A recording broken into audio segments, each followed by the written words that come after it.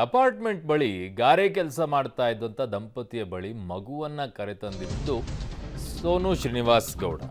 So ಈಗ ಕಾನೂನು ಬಾಹಿರವಾಗಿ ಮಗು ಇರಿಸಿಕೊಂಡಿದ್ದ ಸೋನು ಶ್ರೀನಿವಾಸ್ ಗೌಡಗೆ ಸಂಕಷ್ಟ ತಲೆದೂರಿದೆ. ಅಪಾರ್ಟ್ಮೆಂಟ್ ಬಳಿ ಗಾರೆ ಕೆಲಸ ಮಾಡ್ತಾ ಇದ್ದಂಥ ದಂಪತಿಯ ಮಗುವನ್ನ ಕರೆದುಕೊಂಡು ಬಂದಿದ್ರು.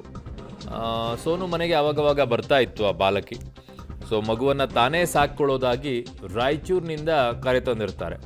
ಬಾಲಕಿಯನ್ನ ದತ್ತು ತೆಗೆದುಕೊಳ್ಳುವ ಉದ್ದೇಶ ಇತ್ತು ಅಂತ ಹೇಳ್ತಾ ಇದ್ದಾರೆ ಸೋನು ಶ್ರೀನಿವಾಸ್ ಗೌಡ. ವಿಚಾರಣೆ ವೇಳೆ ಹೇಳಿಕೆಯನ್ನ ಕೊಟ್ಟು ರೀಲ್ಸ್ ರಾಣಿ ಸೋನು ಶ್ರೀನಿವಾಸ್ ಗೌಡ ಈಗ ಹೇಳಿದ್ದಾರೆ. ಸದ್ಯಕ್ಕಂತೂ ಮಕ್ಕಳ ಸಾಂತ್ವನ ಕೇಂದ್ರಕ್ಕೆ ಮಗುವನ್ನ ಅಧಿಕಾರಿಗಳು ಕರೆದೊಯ್ದಿದ್ದಾರೆ. ಕಾರಣವೆಲ್ಲ ಕ್ಲಿಯರ್ ಆಗಬೇಕು. ಆ ಮಗು ಪರಿಸ್ಥಿತಿ ಹೇಳಿ, ತಂದೆ ತಾಯಿಗಳ ಜೊತೆಗಿತ್ತು, ಇವ್ರು ಕರ್ಕೊಂಡು ಬಂದರು, ಅಲ್ಲೇನೋ ಒಂದಿಷ್ಟು ಆಯಿತು, ಅದಾದಮೇಲೆ ಈಗ ಹೋಗಿ ಸಾಂತ್ವನ ಕೇಂದ್ರದಲ್ಲಿ ಹೋಗಿ ಉಳ್ಕೊಳ್ಬೇಕು ಮಗು. ಎಲ್ಲ ಇದ್ದು ಏನೂ ಇಲ್ಲದ ಪರಿಸ್ಥಿತಿಯಲ್ಲಿ ಮಗು ಪತೆ.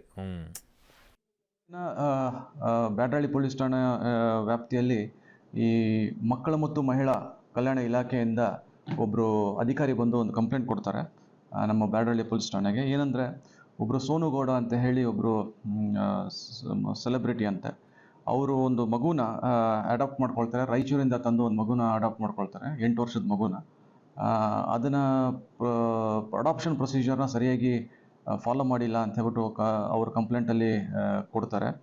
ಅದ್ರ ಜೊತೆಗೆ ಇನ್ನೊಂದೇನೆಂದರೆ ಅವರು ಏನೋ ರೀಲ್ಸ್ ಮಾಡ್ತಾರೆ ಈ ಯೂಟ್ಯೂಬಲ್ಲಿ ಮತ್ತು ಸೋಷಿಯಲ್ ಮೀಡಿಯಾದಲ್ಲಿ, ಆ ಮಗುನ ಇಟ್ಕೊಂಡು ರೀಲ್ಸ್ ಮಾಡ್ತಾರೆ ಅಂತ ಹೇಳಿ ಕಂಪ್ಲೇಂಟ್ ಕೊಟ್ಟಿದ್ದಾರೆ. So it's illegal under JJ act ಮತ್ತು ಜೂನಿಯರ್ ಜಸ್ಟಿಸ್ ಆ್ಯಕ್ಟಲ್ಲಿ ಇಟ್ಸ್ ಅನ್ ಅಫೆನ್ಸ್ ಅಂತ ಹೇಳಿ ಒಂದು ಕಂಪ್ಲೇಂಟ್ ಕೊಟ್ಟಿರೋ ವಿಚಾರವಾಗಿ ನಾವೊಂದು ಕಂಪ್ಲೇಂಟನ್ನು ತಗೊಂಡು ಈಗ ಇವತ್ತು ಬೆಳಿಗ್ಗೆ ಅವರನ್ನು ನಾವು ಅರೆಸ್ಟ್ ಮಾಡಿದ್ದೀವಿ. ಅರೆಸ್ಟ್ ಮಾಡಿ ಈಗ ಮುಂದಿನ ತನಿಖೆನ ನಾವು ಕೈಗೊಳ್ತೀವಿ. ಸೊ ಸುಮ್ಮನೆ ಯಾರನ್ನೋ ಅನೇಕರು ಅನೇಕ ಮನೆಯಲ್ಲಿ ಕೂತ್ಕೊಂಡು ಓದಕ್ಕಂತಿರ್ತಾರೆ. ತುಂಬ ಜನ ಅವ್ರ ಮನೆಯಲ್ಲೇ ಇರ್ತಾರೆ. ಅಲ್ಲಿ ದತ್ತು ಅಂತ ಶಬ್ದ ಬರೋದಿಲ್ಲ. ಬಟ್ ಇಲ್ಲಿ ಇವರು ಬಳಕೆ ಮಾಡಿರೋದು ನಾನು ದತ್ತು ಪಡ್ಕೊಂಡಿದ್ದೀನಿ ಅನ್ನೋದಿದೆಯಲ್ಲ, ಅದು ಅವ್ರಿಗೆ ಸಮಸ್ಯೆ ಆಗಿರೋದು.